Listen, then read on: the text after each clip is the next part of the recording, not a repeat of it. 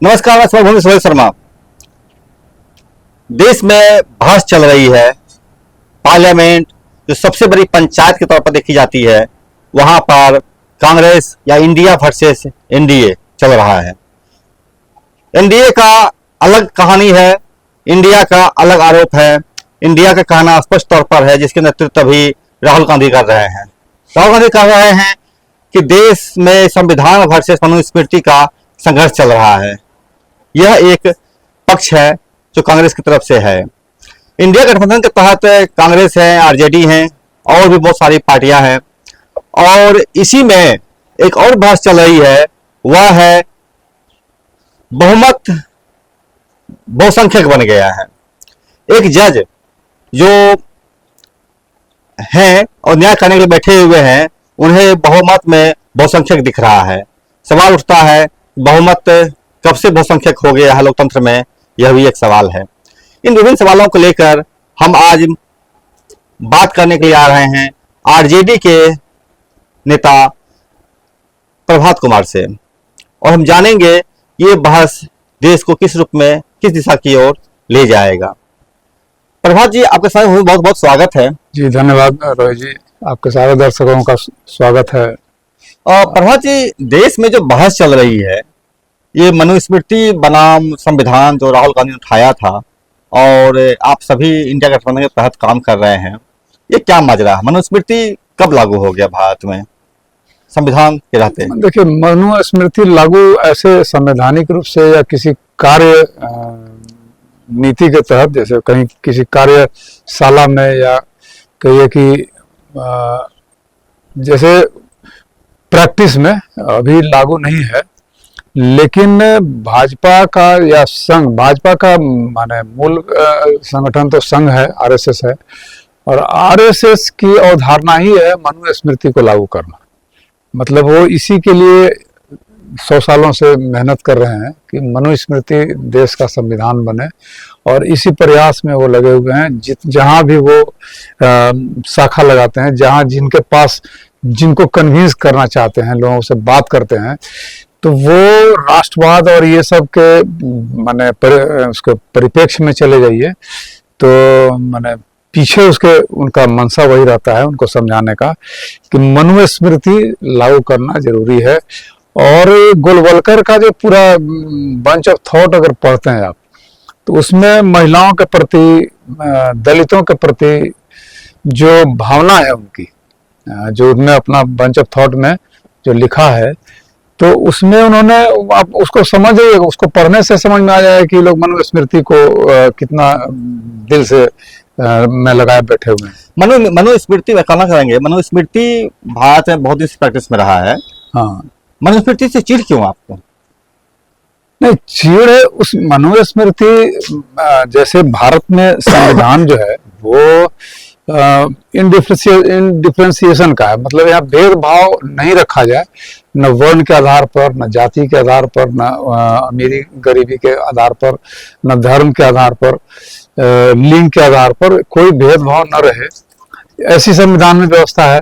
लेकिन मनुस्मृति के बाद जो संविधान को लागू करने का, जैसे जो अंग्रेजों के समय भी संविधान जब बनाया गया, तो उसके पहले अगर चले जाएंगे, तो उस समय ये लोग तो, जब ब्राह्मणों का जब वर्चस्व था सत्ता पर, राजा कोई भी होते थे, लेकिन उनकी सरकार, उनका सत्ता जो चलाता था वो ब्राह्मण लोग ही चलाते थे। उन्हीं के सलाह पर उनका, जिस राजा ने ब्राह्मणों को जैसे इग्नोर करना शुरू किया, नहीं उनको सत्ता का माने चाबी उनके हाथ से छीनने की कोशिश की, उनकी सत्ता चली गई, उनका पतन हो गया उन वंशजों का। तो सरकार थी, राजा कोई रहा, लेकिन उनके शासन तंत्र को चलाने वाले सब ब्राह्मण लोग ही थे। तो ब्राह्मणों ने ही मनुस्मृति को जन्म दिया, उन्हीं लोगों ने लिखा है, उन्हीं लोगों ने इसको पाला पोसा बड़ा किया। और तब तक, जब तक ये अंग्रेजों ने अपना संविधान देश में नहीं लागू किया, तब तक मनुस्मृति से ही समझिए कि देश चल रहा था। और आज भी जो देखिएगा कि माने देहात में या माने प्रैक्टिस में कहिए बहुत हद तक जो जो सवर्ण तबका है उनके बीच में आप देखेंगे कि भेदभाव ये अभी भी बना हुआ है। जैसे ब्राह्मण कहते हैं कि हम सबसे पूज्य हैं, सभी जातियों से श्रेष्ठ हैं। आपने एक चीज कहा था बात करने में कि जो सत्ता में या राजवंश से ब्राह्मण का बात नहीं माना, हाँ, वो खत्म हो गया। तो क्या आप ये बताना चाह रहे हैं कि अंग्रेजों ने भी ब्राह्मण को एक हद तक नहीं माना था, इग्नोर कर दिया था? तो क्या आप ये कहना चाह रहे हैं कि अंग्रेज भी चला गया इसी कारण? नहीं, वैसा नहीं था। जैसे अंग्रेज का शासन तंत्र तो अलग किस्म का था, वो राजशाही के ऊपर नहीं थे आधारित। राजशाही इनके अंदर रह करके वो अपना जीवन यापन कर रही थी। अंग्रेजों ने पूरे देश पर कब्जा कर लिया, सारी राजशाहियों को मिटा दिया और सबको अपने टर्म्स कंडीशन पर, अपनी शर्तों पर सबको शासन दिया रहा। राजा पर रहोगे लेकिन मेरे कहने से तुम चलोगे। तो वहां तो राजशाही थी, लेकिन जमींदारी था, राजशाही था, सब कुछ था, लेकिन रियासत थी। लेकिन रियासत का एक ताना बाना जो पहले से चला रहा था वही रहा, लेकिन अंग्रेजों ने उनकी सार्वभौमता छीन ली थी। उनको माने बहुत सारे डिसीजन वो खुद ले सकते थे, टैक्स वसूल सकते थे, टैक्स वसूल करके अंग्रेजों को देना होता था उनको। लेकिन टैक्स वसूलने के लिए जनता पर जितना तरह का दमन करना है कर सकते थे, वो सब छूट थी उनको। लेकिन बहुत सारे जो चीजें थी उस पर अंग्रेजों ने नियंत्रण लगा रखा था। तो ब्राह्मण फिर जैसे राजा एक माने टूल के रूप में थे उस समय अंग्रेजों के, उसी तरह से ब्राह्मण भी एक टूल के रूप में थे। तो अंग्रेजों के शासन को ब्राह्मणों ने हटाया ऐसा नहीं था।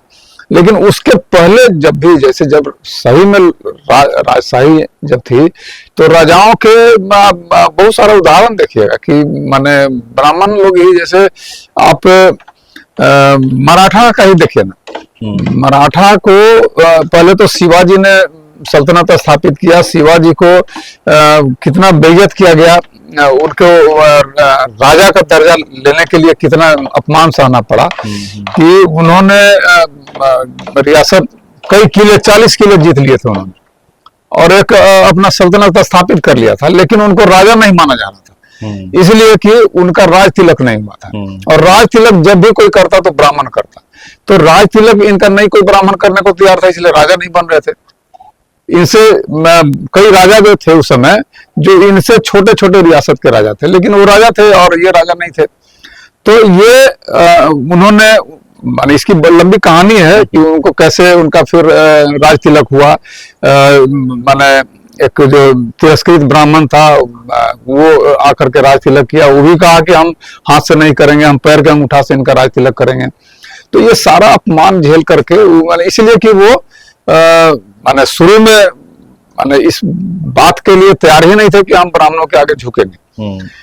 तो माने चूंकि ब्राह्मणों का जो शोषण तंत्र था उसी के खिलाफ तो लड़ाई लड़ रहे थे, तो उसके खिलाफ उसने झुकते कैसे। लेकिन जब उनको एहसास हुआ कि बिना हम ब्राह्मणों के द्वारा राज तिलक किए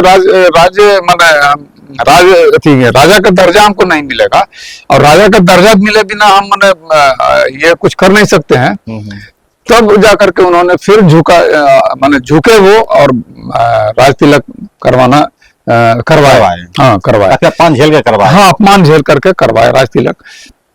लेकिन तो वही है कि फिर कालांतर में क्या हुआ कि जब शिवाजी नहीं रहे, उनके वंशज फिर आगे आए। उनको माने आपको कहानी पता होगा कि संभाजी को ब्राह्मणों ने हत्या करवा दिया, और संभाजी के बाद पेशवा जो था, माने ब्राह्मण माने पेशवा उस समय सेनापति था इनका, पेशवा जो चला, पेशवा ब्राह्मण लोग थे।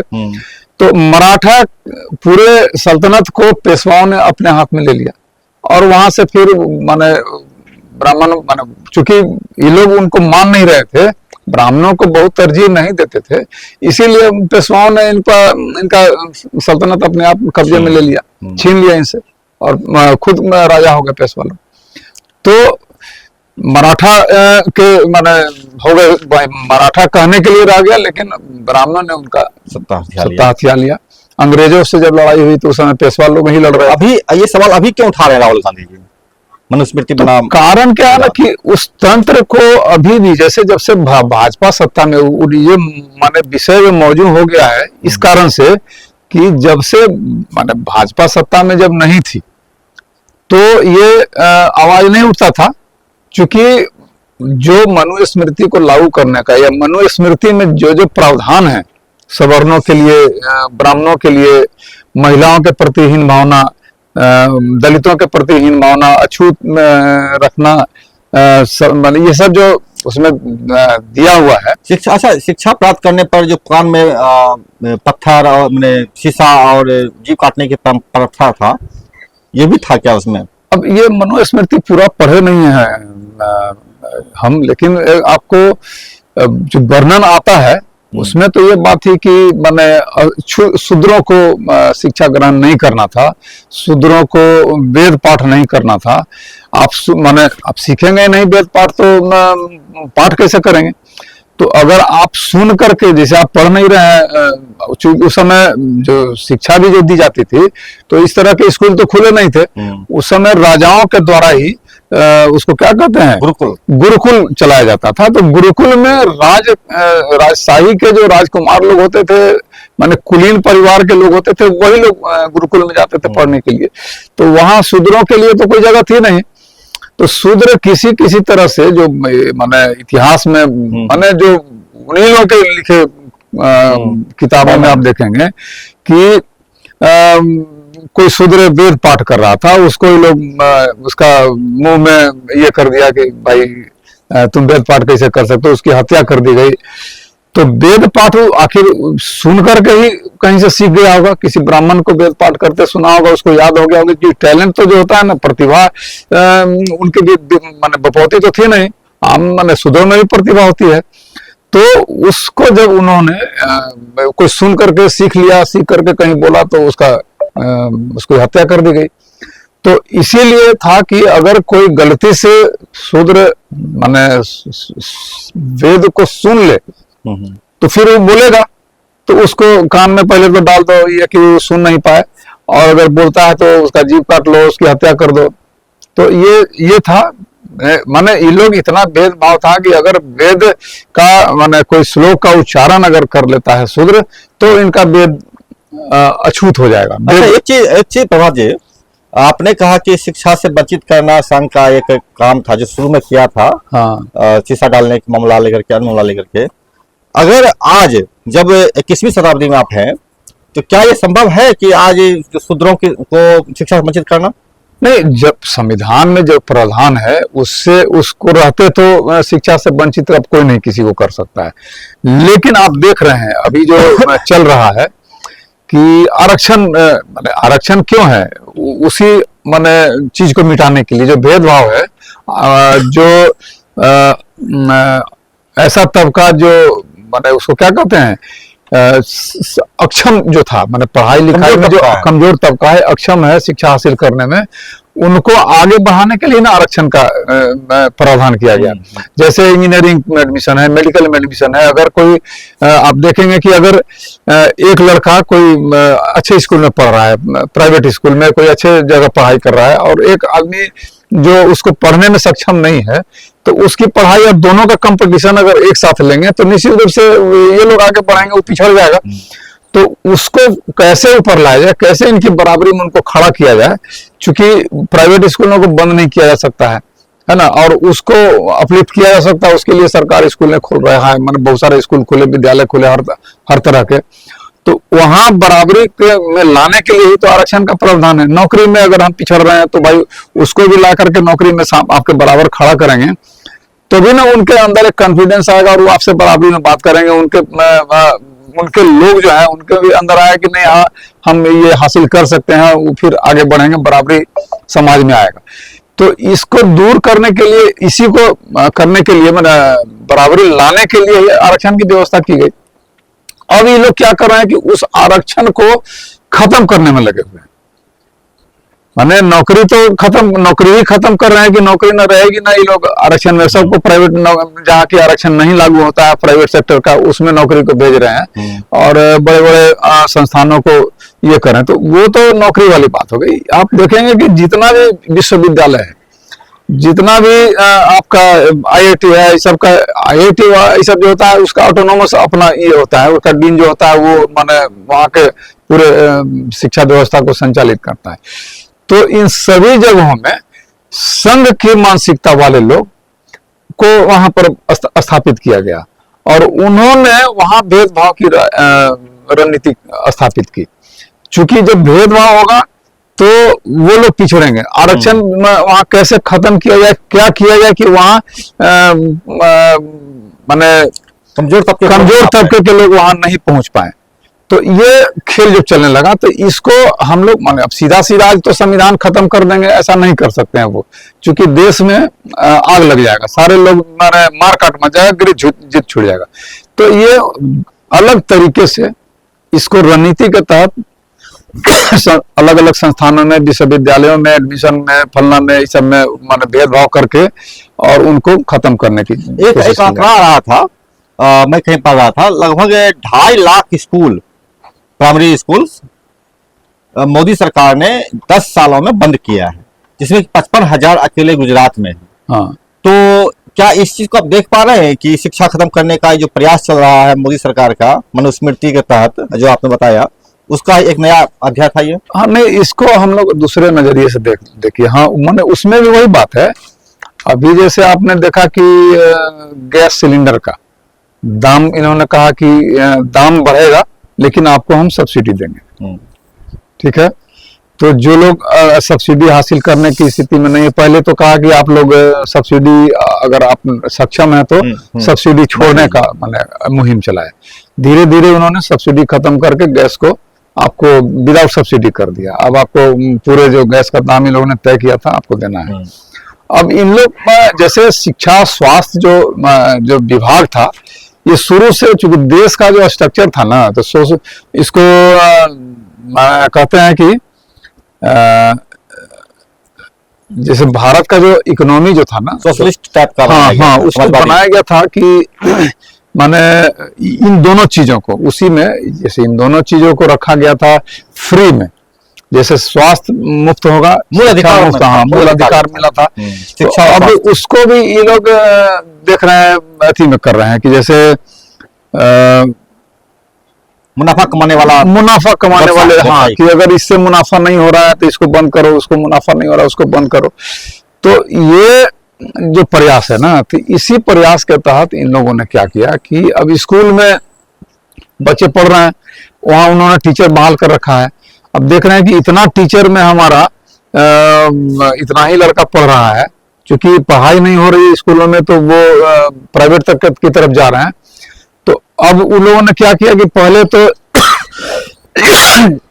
सरकारी स्कूलों की हालत ऐसी खराब कर दी कि जैसे शिक्षक नहीं है, कहीं कहीं कुछ नहीं है, बिल्डिंग खराब है, तो लोग वहां जिसमें भी सक्षमता है वो अपने बच्चों को प्राइवेट स्कूल में भेजना शुरू किए। तो निश्चित रूप से सरकारी स्कूलों में घटेगा स्टूडेंट की संख्या। अब उनका कहना है कि सरकारी स्कूल में स्टूडेंट ही नहीं है तो स्कूल को चलने का क्या मतलब है, हम झूठ मूठ का सैलरी दे रहे हैं शिक्षकों को, तो उसको बंद करो। तो बंद करेंगे तो हम मान लिया कि 5 गो स्कूल यहाँ मिला करके 1 गो स्कूल कर देंगे और बाकी बंद हो गया। तो अब इसी तरह से करके अभी तो सरकार के पास जो आगे कार्य योजना जो है उसमें 2030 तक, जैसा कि हमको सुनने में आया है कि 2030 तक इन लोगों की कार्य योजना है कि सारे सरकारी स्कूलों को बंद कर दिया जाएगा। समझ गए ना? बिल्कुल। तो प्रभात जी, एक चीज हम और बनाना चाहेंगे। अभी एक उदाहरण आया था आपको, एक चीज और थोड़ा बीच में टोकते हैं आपको। हरियाणा सरकार ने, खट्टर थे उस समय मुख्यमंत्री, आपने देखा होगा अखबार में आया था कि सरकारी स्कूल में पढ़ने वाले लड़कों को 500 रुपया फीस लगेगा, ऐसा उन्होंने एक नियम लाया था, कानून बनाया अपने यहाँ कि सरकारी स्कूल में पढ़ने वाले बच्चों को 500 रुपया महीना फीस लगेगा और जो प्राइवेट स्कूल में पढ़ेंगे उनको 1500 रुपया हम वजीफा देंगे। ठीक है, तो अब क्या होगा कि वजीफा के चक्कर में जो आपको जो सरकार के तरफ से जो ग्रेस मिलेगा, अनुदान मिलेगा 1500 रुपया, हाँ, तो आप क्या होगा ना कि आप प्राइवेट स्कूल में 500 फीस लगा, 2000 का डिफरेंस हो जा रहा है ना। तो प्राइवेट सरकारी स्कूल में कोई पढ़ना नहीं चाहेगा, वो जाएंगे सरकार प्राइवेट स्कूल में। तो सरकारी स्कूल के स्टूडेंट की संख्या और घटेगी, तो एक बहाना मिलेगा फिर उसको बंद करने का कि भाई वहां स्टूडेंट ही नहीं है तो स्कूल चलाने का क्या मतलब है, बंद करो उसको। तो उसके बाद जब सरकारी स्कूल में बंद हो जाएंगे तो फिर यहाँ कहे कि नहीं अब तो भाई तो हम तो 2 साल के लिए सब्सिडी दिए थे, है ना, अब सब्सिडी खत्म होगा। हाँ ठीक है, 1500 आपको मिल रहा था ना, ये अब आपको 1000 मिलेगा। फिर 1 से 2 साल के बाद कहें कि ये 500 मिलेगा, और कहें कि अब तो जरूरत नहीं रही, अब तो भाई सब लोग सक्षम है, आप प्राइवेट स्कूल में पढ़ रहे थे इतना दिनों से, 500 दे रहे थे ना भाई, 1000 दे रहे थे ना, अब वो भी नहीं, अब पूरा देना पड़ेगा। तो आपके पास अब विकल्प नहीं है कि अपने बच्चों को, लेकिन बच्चे तो हर साल ना पैदा हो रहे हैं भाई, और हर साल ऊपर के क्लास में जा रहे हैं, तो नीचे 5 साल बाद के जो बच्चे, आने वाले बच्चों के लिए कोई स्कूल ही नहीं रहेगा। उनकी मजबूरी है कि वो अपने बच्चों को प्राइवेट स्कूल में पढ़ाएं, या फिर नहीं सक्षम है तो अनपढ़ रहें। तो ये जो प्रयास है ना, तो इस तरह से हम कहा ना, सीधा सीधा वो लोग नहीं कर सकते हैं कि हम स्कूल बंद कर देंगे, स्कूल नहीं पढ़ाएंगे, ये है दलित जाति का स्कूल नहीं स्कूल में आने देंगे, ऐसा नहीं कर सकते। तो आप देखिएगा अभी जो बिहार में इकोनॉमिक सर्वे हुआ जाति आधारित, तो इसमें आप देखेंगे कि जो निचली जाति के लोग हैं, गरीबी उनमें सबसे ज्यादा दिखाई दी है। तो जब ये तो तय है ना कि जब अगर स्कूल सरकारी स्कूल में बंद होंगी तो किनके बच्चे पिछड़ेंगे, स्कूल जाने से कौन चूकेगा? तो निश्चित रूप से पिछड़ी जातियां हैं, दलित जातियां हैं, उनके बच्चे पिछड़ जाएंगे, स्कूल नहीं जा पाएंगे। तो ये जो सरकारी स्कूल बंद जब करने का जो प्रयास चल रहा है, इसी प्रयास का एक हिस्सा है कि इन लोगों को अनपढ़ रखा जाए।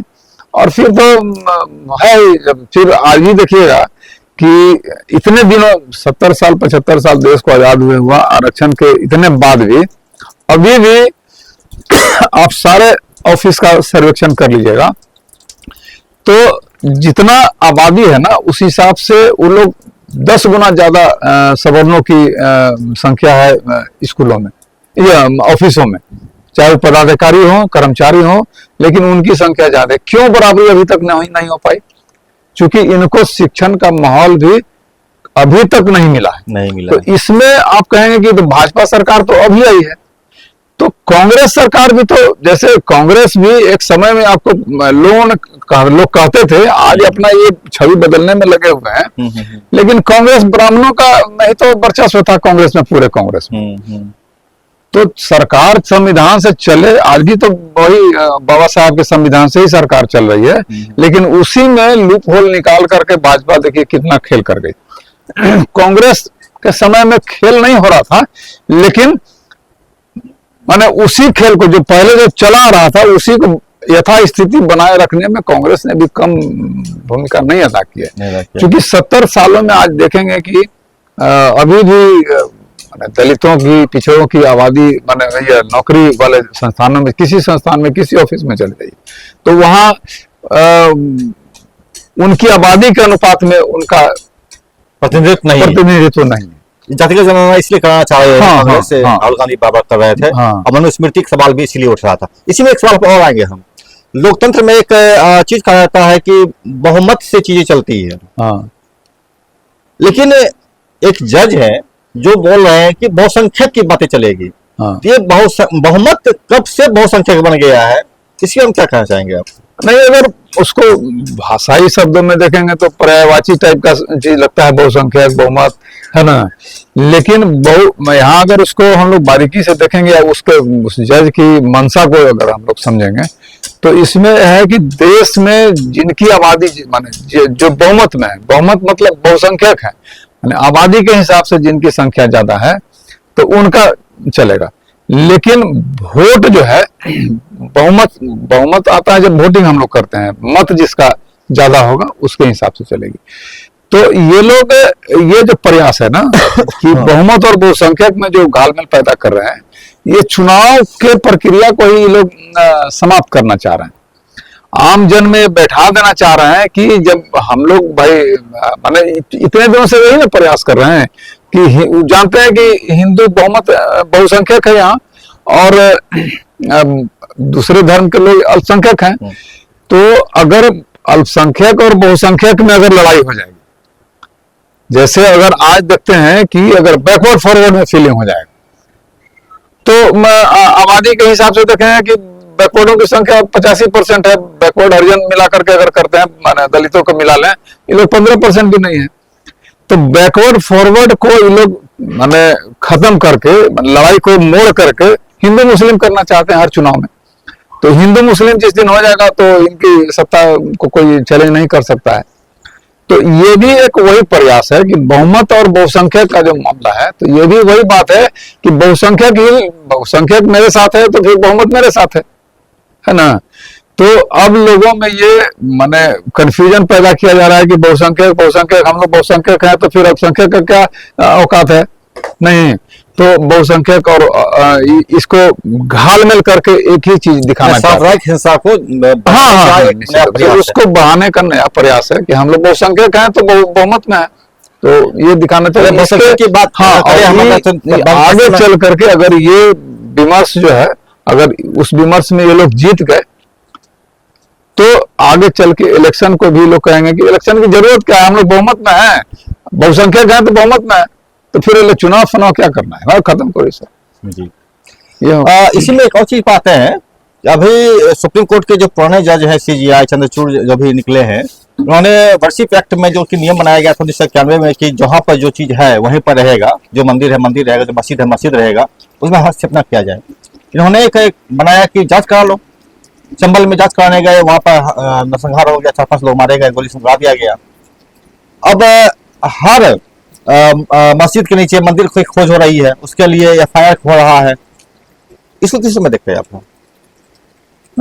देखिए, मेरा कहना है कि अगर इसी पर एक और मैं बोल दूं आपको, इसी पर एक मजाक चलने लगा कि व्हाइट हाउस के नीचे भी शिव मंदिर है, तो क्रेमलिन के नीचे जो रूस का है वहां भी मंदिर है, तो सुप्रीम कोर्ट के नीचे ही मंदिर है, उसको खोदो। हाँ। तो अंबानी का घर अटेलिया है, उसके नीचे भी खोदो, उसके नीचे शिव मंदिर है।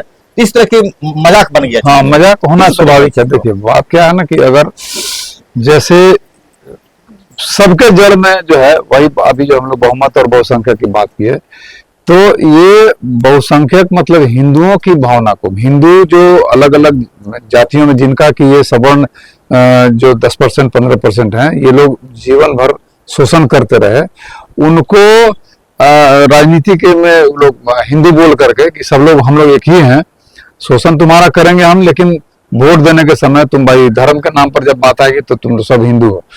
तो जब जिस समय शोषण करेंगे वो हिंदू नहीं है, जिस समय छुआछूत उसके साथ रखेंगे, तुम मेरे साथ बैठ नहीं सकते हो, मेरे साथ खाना नहीं खा सकते हो, तो उस समय वो अलग अलग जाति के, नीची जाति के हैं, लेकिन जब उनका फायदा होगा तो वो हिंदू है। तो उसी हिंदू को एक करने के लिए इन्होंने ये किया। तो अब ये जो मंदिर जो मस्जिद जो मंदिर खोदा जा रहा है, तो इसको ये लोग उसी को उकसाने की है कि भाई इतना मंदिर देखिए, एक भावना जो उकसाने का है, धार्मिक भावना, कि हमारे मंदिरों को देखिए पूरा मुसलमान लोग कब्जा किए हुए था, अब हम लोग उठा रहे हैं, हम लोग खोद के निकाल रहे हैं। और दूसरी तरफ धर्म माने जैसे पूजा पाठ के प्रति लोगों का प्रेम जो है इतना बढ़ाया जा रहा है बाबाओं द्वारा। बहुत सारे बाबा, बहुत सारे माने इनका अनुसांगिक संगठन है जो इसी काम में लगा हुआ है कि लोगों को कैसे धर्म भीरू बनाया जाए। तो और जब धर्म भीरू बनेंगे तो हम फिर मंदिरों के शरण में जाएंगे, तो मंदिर जहां मिलेगा वहां फिर हम लोग पूजा करने जाएंगे। लेकिन एक बात जान लीजिए कि इन्होंने एक बार कुछ लोगों का माने धर्म वापसी भी कराया है, माने बहुत सारे दिखावटी रूप में बहुत सारे मुसलमान हिंदू बने। आज उनकी स्थिति कोई बता दे हमको कोई भाजपाई कि वो कहाँ के हैं। अगर कोई धर्म हिंदू मुसलमान हिंदू बन गया है, उसके यहाँ कौन शादी करेगा, ये हमको बताइए। कौन हिंदू शादी करेगा? कोई भाजपाई हमको बता दे कि उनके बाल बच्चों से, उनके बेटे से हम अपनी बेटी की शादी करेंगे। उनको किस जाति में रखेंगे? हमारे यहाँ शादियां होती है अपनी जातियों में होती है। अगर लड़के अपने मनपसंद से शादी नहीं कर लें तो गार्जियन अपनी अपनी जातियों में अपने बच्चों की शादी करते हैं। तो जो आदमी मुसलमान से हिंदू बना वो किस जाति में आएगा? अगर जाति उसका अगर निर्धारित नहीं है तो उसका शादी कौन करेगा? तो हम भी वहीं पर अब इस बात को लाते हैं। वहां माने एक तो ड्रामा चला था बहुत, उसमें वो बड़े लीडर भी भाजपा के थे जो हिंदू बनने का नाटक किए थे। तो मेरा कहना है कि इन मंदिरों में एक बार आपके धर्म में लिखा हुआ है कि जो अपवित्र हो गया उसको आप पवित्र नहीं कर सकते, जिसको मुसलमान बना लिया, अपना साथ कर लिया, उसको आप पवित्र नहीं कर सकते हैं, क्योंकि वहां तो भाई गाय खा करके क्या है, आपके लिए गाय माता है ना। तो उसको अगर वहां मंदिर निकल भी जा रहा है तो पूजा कौन करेगा? पूजा कौन करेगा? अगर वहां पूजा करने जाते हैं तो आप धर्म के खिलाफ काम कर रहे हैं। अगर आप किसी वैसे मंदिर में पूजा करने जा रहे हैं जहां मुसलमान पहले से विराजमान था और पूजा कर रहा था, उस मंदिर में अगर आप पूजा करते हैं तो आप धर्म के खिलाफ काम कर रहे हैं। बिल्कुल, मुझे याद है एक जब मुगल भारत में आए थे या उसका अनेक पहले प्रक्रिया था, तो जब लड़ाई होती थी राजपूतों में और मुसलमानों के सेनाओं के बीच में, तो स्वाभाविक तौर पर बंदी बनते थे, युद्धबंदी बनते थे। तो जो राजपूत राजा का सिपाही बंदी बनता था, जाता था उसके यहाँ, और जब वो छूट के आता था वापस, उसे बाकी राजा एक्सेप्ट ही नहीं करते थे। बाकी जो राजपूत है उसे एक्सेप्ट नहीं करते थे, उसको भगा देते थे कि तुम मलिच्छ हो गया, तुम अपवित्र हो गया, तुम भागो यहाँ से। अंततः या तो वो फिर मुसलमान के शरण में जाते थे वो, और फिर मुस्लिम धर्म स्वीकार कर लेते थे और वहीं रहते थे उसी के साथ में। तो ये भी एक बड़ा मतलब संकट है। हिंदू नाम पर आप धर्म परिवर्तन करवाते हैं, लेकिन क्या करेंगे भविष्य में उसका? आप उस बच्चे का क्या होगा, उसका शादी विवाह कहाँ होगा, उसका वंश कैसे आगे बढ़ेगा? बहुत बड़ा सवाल है ना। बहुत बड़ा सवाल उठाया आपने, बहुत ही महत्वपूर्ण सवाल है। इसमें एक चीज और हम बोलेंगे आपको कि ये जो अभी जो चुनाव आने जा रहा है, मैं बिहार चला आता हूँ, थोड़ा इससे पहले चले जाते हैं, हम है महाराष्ट्र या फिर आपको झारखंड में चुनाव जो हाल में हुआ है। सब कुछ आपने किया, पूरी आपने कंपेन किया, लोगों को बतलाया, सारी चीजें किया आपने, लोगों ने आपको समर्थन भी दिया, वोट भी दिया आपको, और लेकिन जब रिजल्ट आता है तो वहां पर आपके नेताओं को सीटें नहीं मिलती है, वहां पर वो हार जाते हैं, भाजपा जीत जाती है। लोग चिल्लाते रह जाते हैं कि भाई मैंने तो वोट दिया था आपको, कांग्रेस को, मैंने वोट दिया था शिवसेना को, जो बाल ठाकरे के बेटा है आदित्य ठाकरे, लेकिन वोट उनको मिला ही नहीं। तो पूरी वोट हाईजेक होकर के आपको बीजेपी के साथ पास चले आई। किस रूप में देख रहे हैं इस चीज को आप? नहीं, देखिए, ये ईवीएम पर सवाल उठता रहा है हमेशा से कि ईवीएम में ही गड़बड़ी करके लोग जीत रहे हैं चुनाव। तो अगर उस नजरिए से देखेंगे तो इसको सीधा ईवीएम का घोटाला मान सकते हैं। लेकिन जैसे अगर ईवीएम का खेल नहीं अगर है, अगर हम लोग समझ रहे हैं कि ईवीएम का खेल नहीं है, ये वोट माने ओरिजिनल वोट पड़ा है, जो जहां गया है, जिसका गया है, तो ये असली चिंतन का विषय होना चाहिए विपक्षी माने इंडिया का ब्लॉक जो है उसको, कि आखिर क्यों आपको लोग एक्सेप्ट नहीं कर रहे हैं, क्यों आपके साथ वोट माने आपके मीटिंगों में जा रहे हैं, आपके में जा रहे हैं कि वोट आपको नहीं दे रहे हैं। तो कोई ऐसा मुद्दा है जिसको आप छोड़ दे रहे हैं, उसको आप वहां आपकी चूक हो जा रही है। जैसे आप देखेंगे अभी महिलाओं के लिए, मैं फिर तो कहूंगा आपको, जब आप ईवीएम की बात कर रहे हैं तो अभी चंडीगढ़ में एक चुनाव हुआ था जब ईवीएम पे वोट नहीं हुआ था। वहां पर बैलेट पेपर का वोट हुआ, मेयर चुनाव था, और उसमें 8 वोट अनवैलिड करके, अपनन करके जो है भाजपा प्रत्याशी जिताया गया था। और जो अधिकारी किया था उसकी रिकॉर्डिंग हो रही थी संयोग से, वो भी हालांकि गलती से छूट गया था उसका, जिस कारण की चीजें एक्सपोज हुई। पता चला कि जानबूझ करके भाजपा के प्रत्याशी को जिताया गया, आम आदमी पार्टी के प्रत्याशी को हराया गया, वोट को अनवैलिड करके। तो आप ईवीएम में सवाल उठा रहे हैं, चुनाव आयोग सवाल क्यों नहीं उठा रहे हैं? चुनाव आयोग का सवाल। हाँ, सवाल तो चुनाव आयोग पर ही उठना चाहिए, क्योंकि ईवीएम को भी तो वही, अगर चुनाव देखे, लोकतंत्र में चुनाव जो है ना, यही तो कुंजी है लोकतंत्र की। तो जहां भी अगर किसी को ये लगता है यहाँ चुनाव आयोग इसीलिए सबके दायरे में है या फिर आरोप के दायरे में है कि अगर उसका अधिकार है कि वो ईवीएम से चुनाव कराएगा कि बैलेट से चुनाव करेगा, अगर वो तय कर लेता है कि हमको बैलेट से चुनाव करना है, तो अब वो संसाधन का हवाला नहीं दे सकते हैं। संसाधन का हवाला सरकार दे सकती है, इसमें ज्यादा खर्च आएगा, इसमें ज्यादा समय लगेगा, फलन। नहीं, हमको कराना है बैलेट से चुनाव, आपको संसाधन देश को जुटाना है, सरकार को जुटाना है। तो यहाँ क्या है ना कि अगर जैसे सवाल होना यही चाहिए था कि जहां भी माने लोगों का भरोसा, चुनाव में भरोसा जैसे जिसमें लोगों का माने स्थापित हो, कि हाँ ये चुनाव फेयर हुआ है, उस पद्धति को लागू करना चुनाव आयोग की दायित्व है। लेकिन वो इतने सवाल उठने के बाद भी कि ईवीएम से चुनाव नहीं कराया जाए, चुनाव ईवीएम से करा रहा है, तो यही जो है आरोप के दायरे में या शक के दायरे में चुनाव आयोग को लाता है और उनके निष्पक्षता पर सवाल उठ रहा है।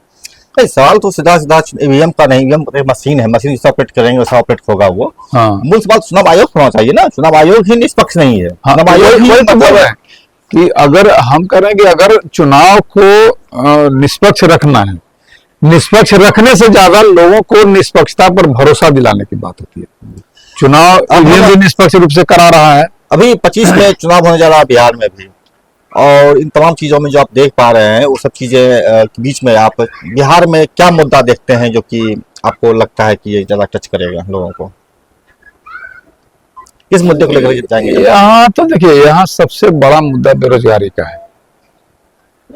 भ्रष्टाचार तो खैर अभी एकदम चरम पर है, यहाँ हर जगह भ्रष्टाचार माने फैला हुआ है बुरी तरह से। लेकिन भ्रष्टाचार से लोगों को उतना फर्क पड़ता नहीं है क्योंकि उनको दिखता नहीं है हर चीज, और वो उनके भ्रष्टाचार के कारण जो उनकी तकलीफें हैं उसके तरफ उनका ध्यान नहीं जाता है। यहाँ ध्यान दूसरी तरफ भटका दिया जाता है। 5 किलो अनाज दे करके, तो फलना दे करके, तो बिजली है, तो ये है, हिंदू मुस्लिम करके। हाँ, हिंदू मुस्लिम करके। तो यहाँ असल है कि बेरोजगारी का मुद्दा सबसे अहम है। यहाँ बेरोजगारी इतनी बढ़ गई है कि उसका कहना मुश्किल है। तो सबसे बड़ा ज्वलंत मुद्दा अगर कोई पार्टी बेरोजगारी पर उठाता है, ये 5 लाख 10 लाख नौकरियां देने से बेरोजगारी यहाँ खत्म नहीं होने वाली है। यहाँ करोड़ों लोग बेरोजगार हैं, तो आप उनके लिए क्या कर रहे हैं?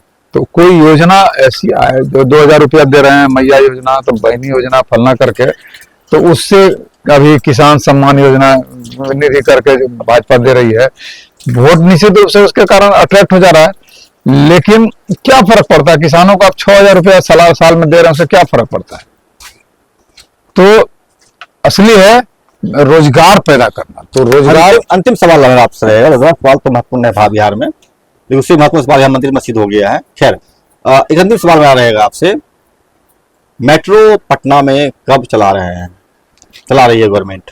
मेट्रो तो सरकार कह रही है कि 2000 मतलब जैसे नवंबर में चुनाव होना है, नीतीश जी तय कर चुके हैं कि हमको नवंबर के पहले मेट्रो को चालू कर देना है। लोगों को एक दिखा दें कि हम देखिए हम तो मेट्रो भी लिया। तब तो अगर मेट्रो का चलाव शुरू है चुनाव के पहले, तो कितना आपको असर पड़ेगा आपके पर, और नीतीश जी को कितना बेनिफिट मिलेगा? मेट्रो तो पटना में ही चल रहा है ना। तो जैसे आप एक चीज देखिए कि बहुत सारे लोग आप मिले होंगे जब बुलेट ट्रेन का शुरू जब घोषणा हुआ था अहमदाबाद से बॉम्बे चलने के लिए, तो उस समय बिहार में बहुत सारे लोग मेट्रो या बुलेट ट्रेन मोदी जी चलवा थे, बुलेट ट्रेन मोदी जी चलवा रहे हैं। तो यहाँ का आदमी गुजरात जाएगा कि नहीं, बुलेट ट्रेन पर चढ़ेगा कि नहीं, या नजदीक से देखने का भी उसको मौका मिलेगा कि नहीं, लेकिन यहाँ इसलिए खुश है कि बुलेट ट्रेन भारत में मोदी जी ले आए हैं। तो एक यहाँ भी अब जैसे अब उस तरह के सोच वाले लोग कि जिसको बुलेट ट्रेन का नाम सुनकर के भारत में बुलेट ट्रेन आ गया है, उसका सारा दुख दर्द दूर हो गया है, उसकी बेरोजगारी खत्म हो गई है, उसके बाल बच्चे की पढ़ाई का समस्या खत्म हो गया है। तो वैसे यहाँ भी लोग हैं, बिहार में ही बहुत सारे लोग मिले हैं, देहात में हमारे मिले हैं बहुत लोग जो बोलते मिले हैं कि ना bullet train Modi ji bullet train चला देते, कम बात है। तो वही चीज यहाँ भी अगर मेट्रो आएगा, अगर वैसे लोग हैं तो भाई नीतीश जी बहुत कमाल किए हैं, नीतीश जी फायदा मिलेगा इसका। हाँ, फायदा तो जी निश्चित। चलिए, बहुत बहुत धन्यवाद आपका, अपने सवाल जवाब दिया और चीजों को अच्छी तरह रखा इन्होंने। जिस तरह से भारत में चल रहा है हिंदू मुस्लिम या बहुसंख्यक बहुमत का घालमेल चल रहा है, मनुस्मृति और संविधान का टकराव चल रहा है, पटना में भी जिस तरह से चल रहा है, चुनाव आयोग जिस तरह से निष्पक्षता को चोला त्याग कर वो सीधा पक्ष में खड़ा हो गया है सत्ता के साथ, यह भी एक बड़ा सवाल है। सवालों का जवाब अच्छी तरह से उन्होंने दिया है और हम इनसे विदा लेते हैं और फिर से नेक्स्ट एपिसोड में हम और मामले पर बात करेंगे। मैच को देखिए, लाइक कीजिए, सब्सक्राइब कीजिए, शेयर कीजिए और हमसे जुड़े रहिए। नमस्कार। जी नमस्कार।